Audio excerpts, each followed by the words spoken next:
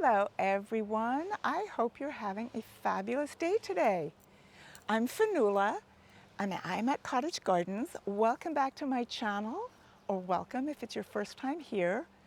Today, Renee and I are in the pollinator garden here at Cottage Gardens, Northern California, Zone 9B. We're going to be talking about pollinators, a subject very, very, very dear to our hearts and crucial for the health of gardens and the ecosystem in general. So let's dive in. What if I'm starting from scratch? Tell me what goes into designing a pollinator garden. Like, what are the essentials? The essentials for a pollinator garden, you're going to start with that commitment that we talked about before of never using pesticides, but sometimes there are pests in your pollinator garden.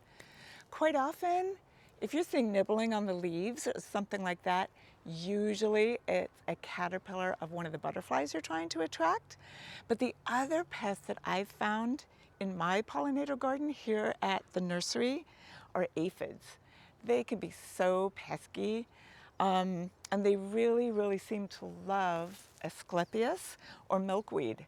So over here you can see these little golden aphids, which are kind of pretty in their own right. But the solution for these is either a jet of water, spray them off, or ladybugs. And I just wanted to point out how useful ladybugs are. They are very aggressive foragers and eaters of aphids and other tiny pests, and their larvae are even more effective at combating any aphids. Plus they're cute. I'm going to show you another time how to use ladybugs in a garden, because the best time of day to release them is the evening. And as you can probably see, it is morning and I want to give these guys their very best shot. Fionnuala, should I plant my pollinator garden in the sun or in the shade? What a great question. You know, if all you have is shade, of course, go ahead and find some pollinator favorites that are specifically for the shade. They love those hardy geraniums and they love a bunch of other things. I'll show you in a second. But the majority of pollinators really prefer the sun because they can warm up and forage at the same time and really get that energy they need from the sun's warmth.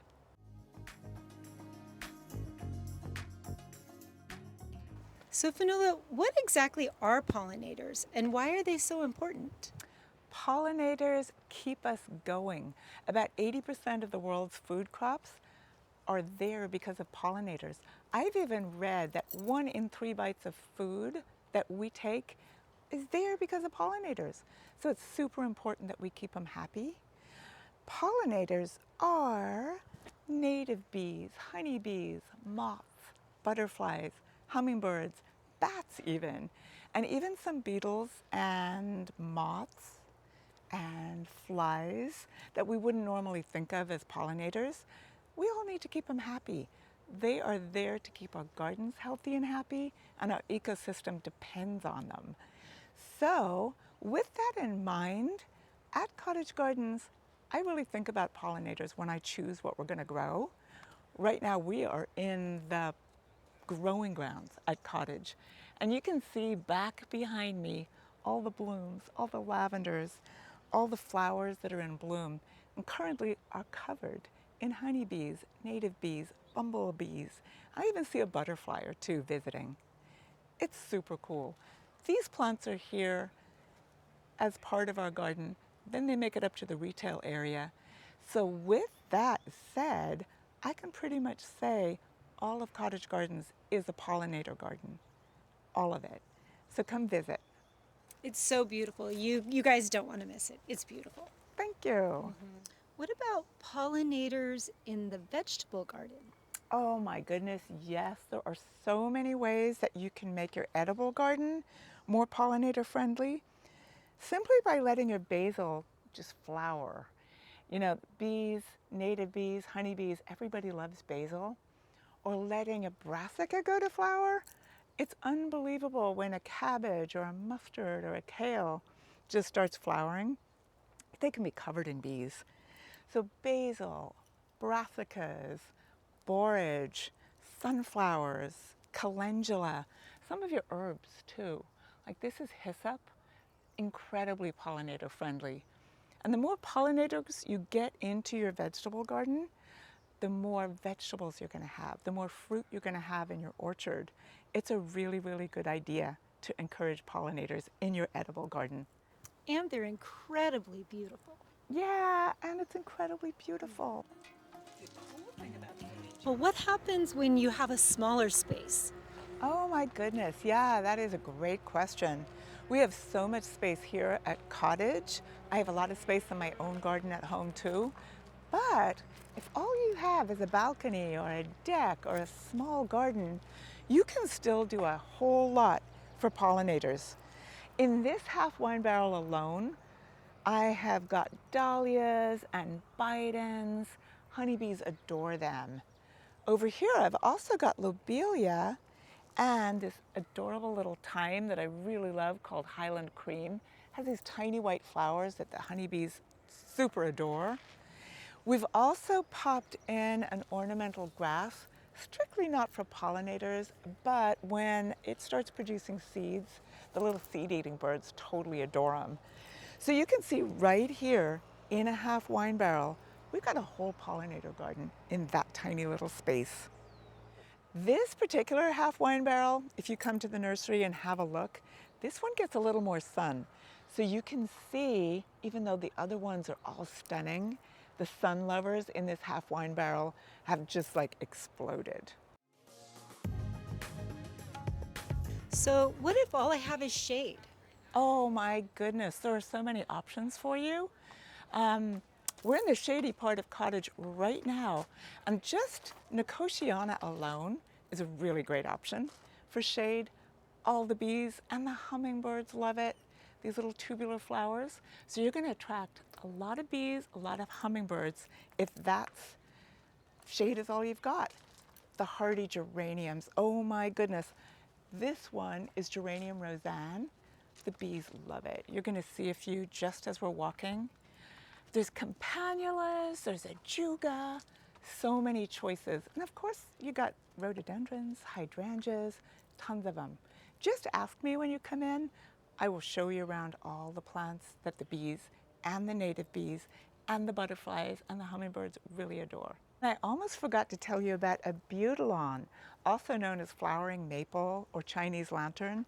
Hummingbirds love it, bees love it, a great plant for your shade garden. Then we got Syningia, super cool, very drought tolerant. Again, it's tubular. The bees love it and the hummingbirds adore it too. So it's another great choice for shade. And then don't forget heuchera, also called not million bells, what's it also called? One of the coolest things about Syningia, the tubular flowers are a little long and skinny for bees, for the regular honeybees, but the carpenter bees drill holes in the top and then the honeybees come along and take advantage of that. It is very cool if you're a dorky scientist type or just a gardener who loves their garden. So, if I have a lot of sun in my garden, what pollinators would you recommend? Well, right now, late August, all you have to do is walk around in the sunny part of our nursery or anywhere else, and you're going to see what the pollinators truly love. Everything from ground cover teucriums through the salvias. Oh my goodness, they adore salvias. Lantana, hummingbird mint. There are so many cool plants that you can plant. And don't forget something like thyme for in between your flagstones. They love it. Or fruit trees. Remember the blossoms in spring and how the bees would be all over it? Fruit trees are a fabulous pollinator attractor. So that would be another amazing choice. One of my favorite salvias that I'm going to show you right now is over here, and it's a bog sage. Salvia eleganosa, a lot of presence. Hummingbirds adore it, bees adore it. It's a great pollinator plant. Just look at this. Agostiki or hummingbird mint, pollinators adore it. And then, of course, rosemary. Honeybees love that too, so do the native bees. And then, of course, you can use it for cooking. Fabulous pollinator plant. Don't forget lavender. It's an amazing plant for so many reasons, but a fabulous pollinator plant. It's not something you generally notice, but butterflies really love lavender too. All the native bees, and we have more than 1,500 native bees here in California, something like 200 butterfly species. Plant some lavender. You're going to see honeybees, native bees, butterflies all over it.